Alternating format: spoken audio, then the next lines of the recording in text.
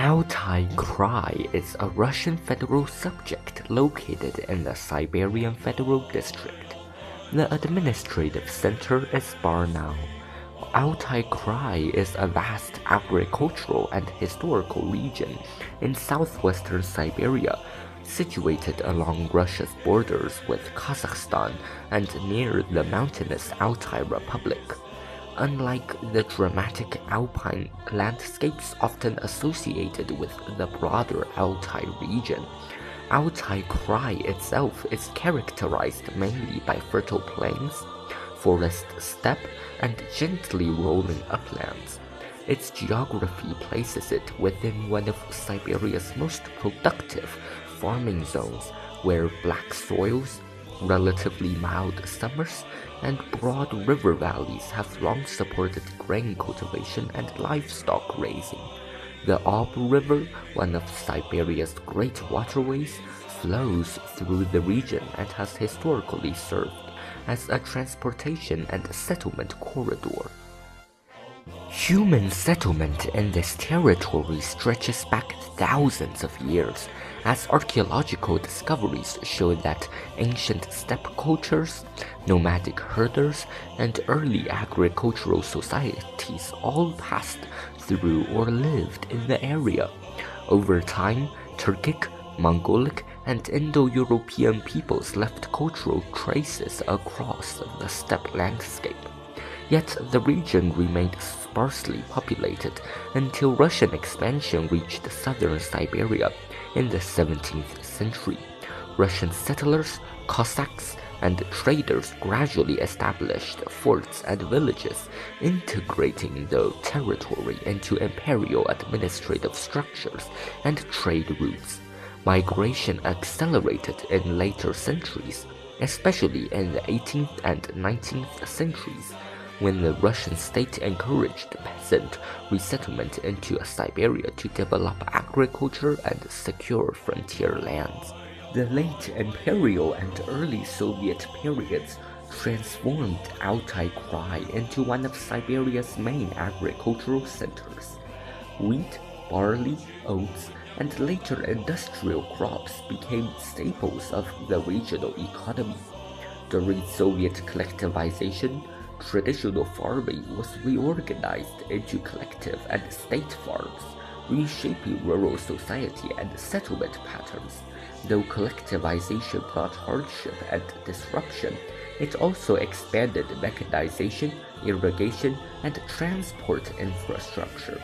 By the mid-20th century, the region had become a major contributor to Soviet grain production, especially during the Virgin Lands campaigns, which aimed to boost agricultural output across the steppe zones of Eurasia. Industrial development also took root, particularly in cities such as Barnaul, the administrative center. Mining, machinery production, chemical manufacturing, and food processing industries emerged, often tied to agricultural needs. Barnaul itself began as a mining settlement in the 18th century, when silver and copper deposits attracted imperial attention. Over time, it evolved into a regional industrial hub, with educational institutions, research centers, and cultural venues that made it one of southern Siberia's key urban centers. Demographically, Altai Krai is predominantly Russian in population, though it also includes minorities such as Ukrainians, Germans, Kazakhs, and indigenous Siberian groups. One historically notable community is the Russian Germans, descendants of settlers invited to the Russian Empire in earlier centuries.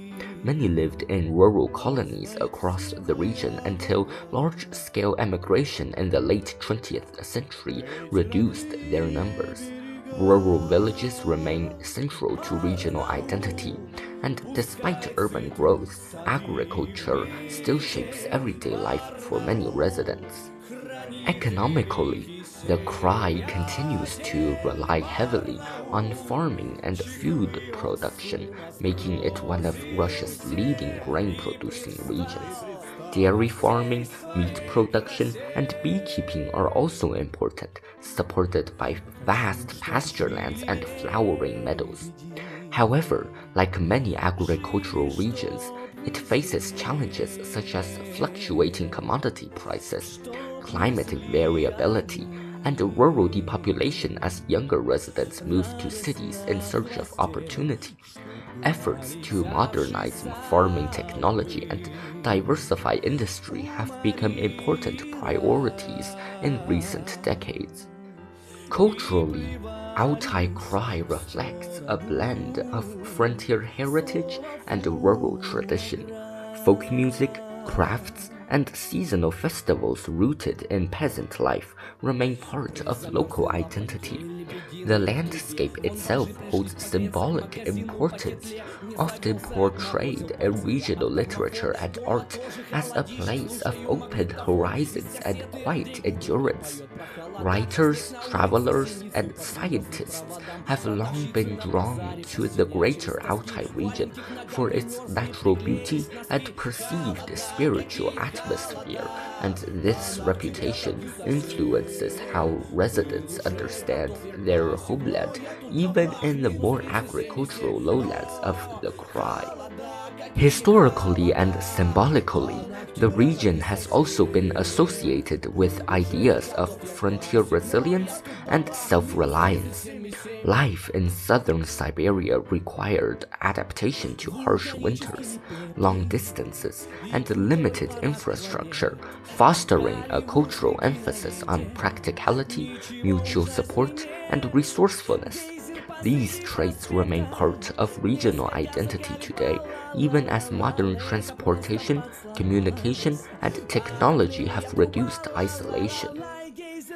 Altai Krai thus occupies a distinctive place within Russia, not a remote wilderness nor a heavily industrialized powerhouse, but a vast breadbasket region shaped by migration, agriculture, and quiet persistence.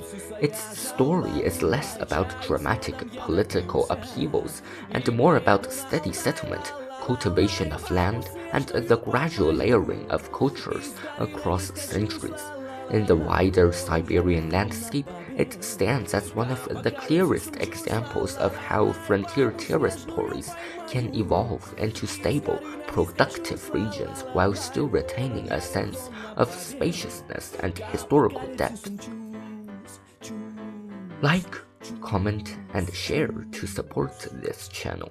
Subscribe for more hidden corners of the world.